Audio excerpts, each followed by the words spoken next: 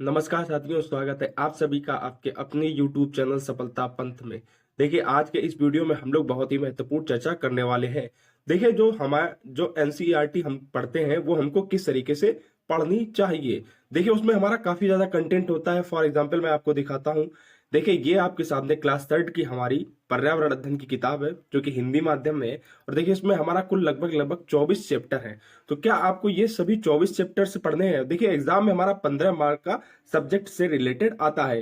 देखिए, ये मैं आपको उदाहरण के तौर पर पर्यावरण अध्ययन की किताब लेकर बता रहा हूं। तो क्या आपको हर एक चैप्टर पढ़ना है, पूरा पढ़ना है, किस तरीके से पढ़ना है, ये मैं आपको बताऊंगा। ये चीज हमारे लिए जाननी बहुत आवश्यक है, क्योंकि हो सकता है हमारा एग्जाम में कंटेंट कुछ ना पूछा जाए और हम वही कंटेंट पढ़ रहे हो। तो ये चीज हमको जानकारी होनी चाहिए कि हमारा जो कंटेंट है वो कौन सा पूछा जाएगा और कौन सा इंपॉर्टेंट है, हम वही पढ़ें।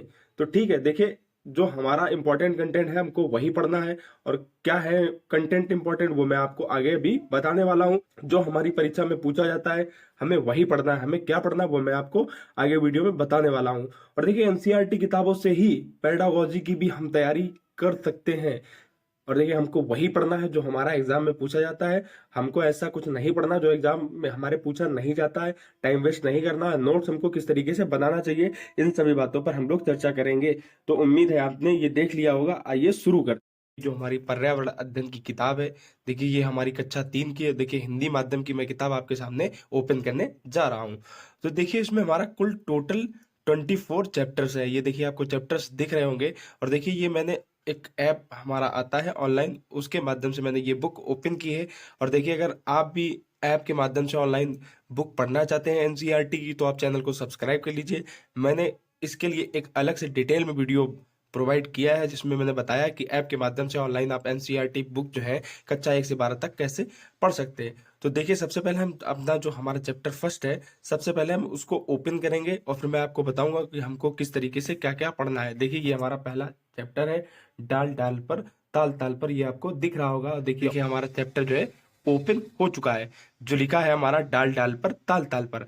अब देखिए, जो इस तरीके का ये आगे आपको ये नहीं पढ़ना है। जैसे ये हमारा लिखा है, तो ये बच्चों के लिए एक्टिविटीज होती हैं, तो आपको इनको नहीं पढ़ना है, इनको इग्नोर करना है। देखिए, ये हमारे एग्जाम में नहीं आता। आपको ये विशेष चीज ध्यान रखनी है। प्रीवियस ईयर जब लगाइए तो आप जरूर ये नोटिस करिए कि हमारा एग्जाम में किस टॉपिक से ज्यादा पूछा जाता है। तो देखिए, ये हमारा नहीं आता। इसके बाद आइए नीचे स्क्रॉल करते जाएंगे। देखिए, लेकिन आपको जो ध्यान रखना है, ध्यान रखने वाली बातें हैं आपकी। ध्यान रखने वाली बातें ये कि जब देखिए हमारा जो ये पेज नंबर दिया गया है, इसके ऊपर ये जो लिखा हुआ है, ये हमेशा हमारा इंपॉर्टेंट पॉइंट होता है। अब देखिए, ये कहीं ना कहीं आपको पेडागोजी समझने में हेल्प करेगा, कहीं ना कहीं आपको पेडागोजी समझने में हेल्प करेगा, या तो आपका एग्जाम में पूछा जा सकता है। देखिए, लिखा हुआ है, बच्चे अपने आसपास के लोगों और चीजों को देखकर समझकर बहुत कुछ सीखते हैं। इस अध्याय से भी कक्षा के बाहर की दुनिया का अवलोकन करवाया जाए, कक्षा में बैठकर केवल पढ़ा ना जाए। तो यानी कि पेडागोजी की दृष्टि से ये हमारा पॉइंट इंपॉर्टेंट है। यानी कि बच्चे जो हैं, जब तक कुछ करेंगे नहीं आसपास की चीजों को देखकर, तब तक वो सीखेंगे नहीं। यानी कि बाहर की दुनिया का उनको अवलोकन जरूर करवाना चाहिए। यानी कि वो बाहरी वातावरण से भी सीखते हैं, तो कक्षा में बैठकर केवल पढ़ा ना जाए। तो देखिए, पेडागोजी की दृष्टि से ये आपका पॉइंट इंपॉर्टेंट हो सकता है। तो इस जो पेज नंबर हमारा दिया है, इसके ऊपर जो भी पॉइंट है हर पेज पे, ये आपको विशेष ध्यान रखना है। इसको आपको पढ़ लेना है, ध्यान कर लेना है। अब देखिए, आइए नीचे स्क्रॉल करेंगे। अब देखिए, ये जो एक्टिविटीज होती हैं ये बच्चों के लिए होती हैं, ये आपको नहीं पढ़नी है, इन पर ध्यान नहीं देना है। ये जो है आपको नहीं पढ़नी है। तो इस तरीके से आप ध्यान से पढ़ें। देखिए, लेकिन जो हमारा मैंने बताया आपको, जो पेज के नीचे हमारा जो लिखा हुआ है इंपॉर्टेंट पॉइंट, ये पेज के ऊपर, ये आपको खासकर विशेष ध्यान रखना है इसका। क्योंकि ये हमारा कहीं ना कहीं पेडागोजी से रिलेटेड हो सकता है, या हमारा लेसन से रिलेटेड हो सकता है। अब देखिए, सीटेट की परीक्षा में कई बार स्तनधारी वर्ग के कौन से जानवर होते हैं, ये प्रश्न आ चुका है, तो ये पूछा जाता है। तो ये चीजें आप जो है नोट करते रहिए। पेज जो हमारा लिखा हुआ है, इसके ऊपर जो इंपॉर्टेंट पॉइंट है ये हमेशा नोट करिए। बाकी ये बच्चों के लिए एक्टिविटीज हैं, ये आपको खास तौर से नहीं पढ़नी है।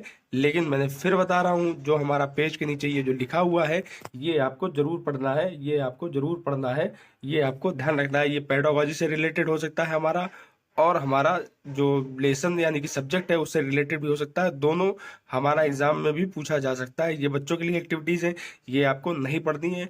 लेकिन बस आप ये ध्यान रखिए, जो हमारा ये जो पेज के नीचे जो हमारा लिखा हुआ है, ऊपर जो लिखा हुआ है, जो मेंशन है, ये आपको ध्यान से पढ़ना है। और देखिए ये बच्चों के लिए एक्टिविटीज हैं, ये आपको छोड़ देनी है बस। तो उम्मीद है ये बात आपको समझ में आई होगी। तो जो ऐसी एक्टिविटीज हैं वो आपको छोड़ देनी है, आपको सिर्फ वही पढ़ना है जो आपके लेसन के लिए इम्पोर्टेंट है। अभी देखिए मैं लेसन 5 ओपन कर रहा हूँ, जो हमारा चैप्टर है छोटू का घर। देखिए ये, अब देखिए ये एक्टिविटीज बच्चों को समझाने के लिए होती हैं, इन पर ज्यादा आपको ध्यान नहीं देना है कि नीचे नीचे आप स्क्रॉल करते रहिए। ये भी एक्टिविटीज बच्चों के लिए, ये आपको नहीं पढ़नी है। बस ये जो ऊपर पॉइंट्स लिखे हैं आपको ये थोड़ा सा देख लेना है, इससे रिलेटेड हमारा कभी कभी पूछ लिया जाता है। ये भी बच्चों के लिए एक्टिविटीज है, ये आपको नहीं पढ़नी है। हाँ लेकिन जो पेज के ऊपर हमारे मेंशन है, ये कहीं ना कहीं आपको पेडागोजी समझने में काफी ज्यादा जो है आपके लिए हेल्पफुल रहेंगी।